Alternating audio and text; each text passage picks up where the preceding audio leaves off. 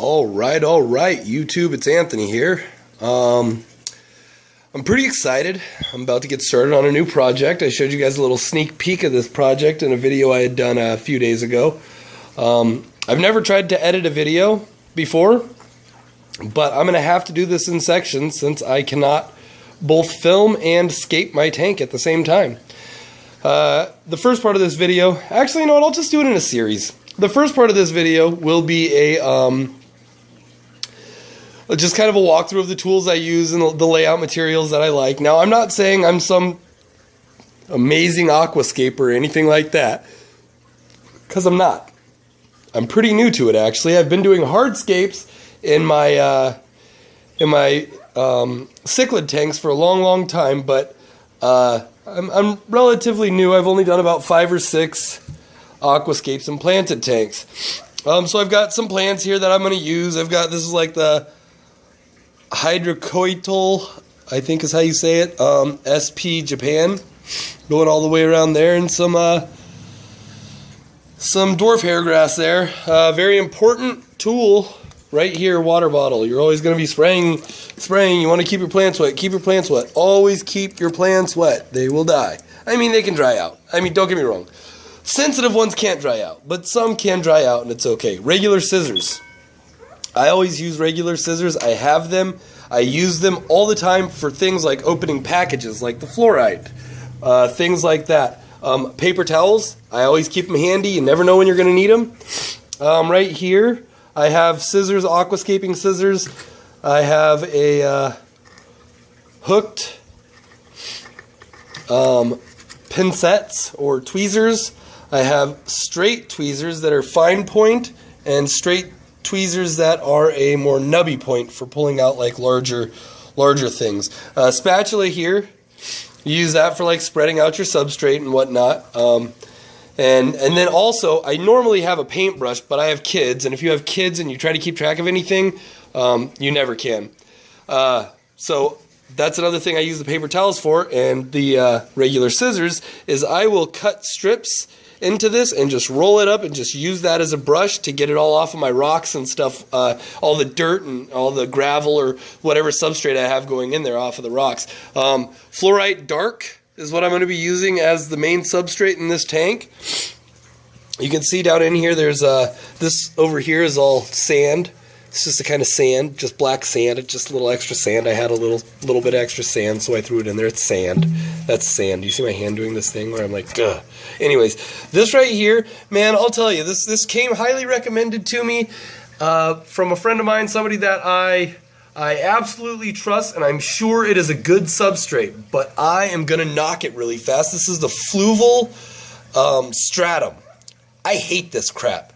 It's like freaking mud. As soon as water touches it, I mean, really, you can't touch it without, watch this, tweezers going in. They are clean, and when they come out, look at this.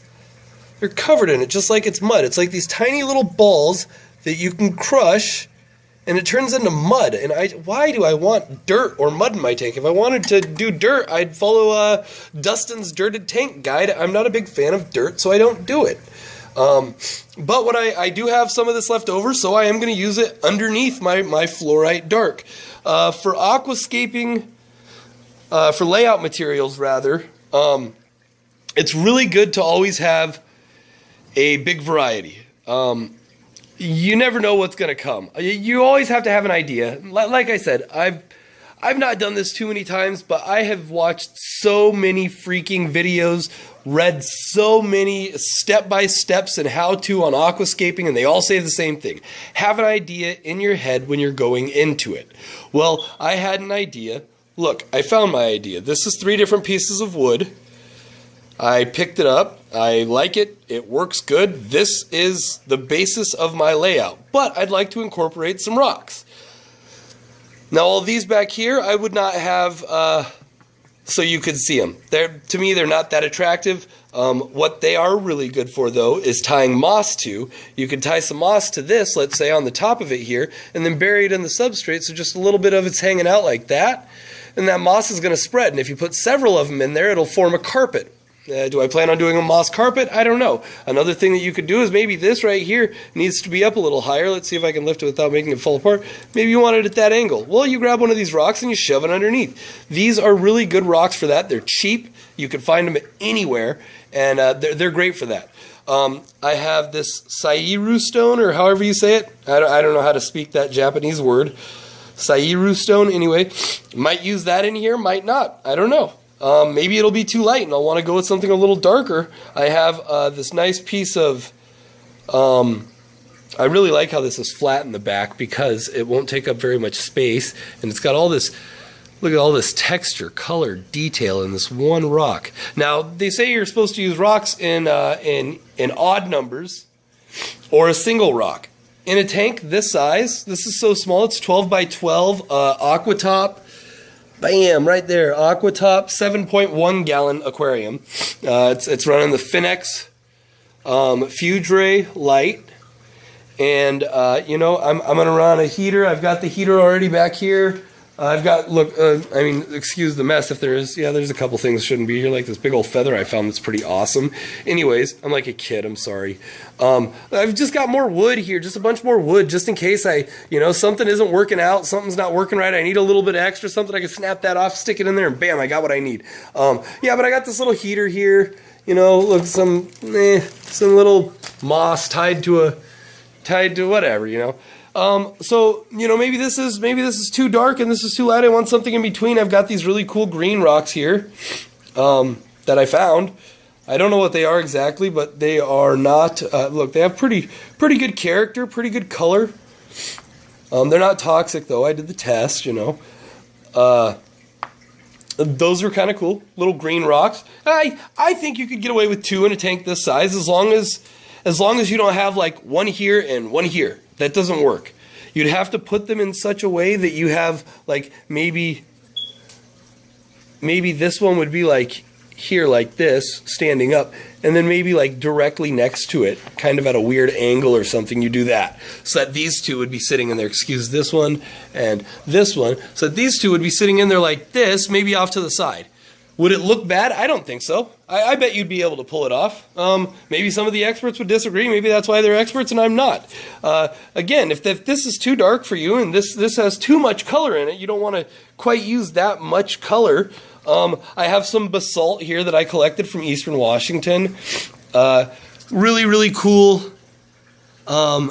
texture, shape. I mean, those two rocks right there, and I've got a bunch of that. I mean, I picked up a bunch of that when I was in Eastern Washington. Anyways, oh, this right here, hornwort. Anybody who follows Dustin's fish tanks, he uses duckweed. I hate duckweed because duckweed to a lot of people is considered a pest. Anything that might be considered a pest, I don't want in my tanks. I don't know why. I'm just anal about it, and that's just how it is. But this is hornwort. It's great. It'll serve the exact same purpose that Dustin uses for his duckweed. You throw it in here. It's a floating plant.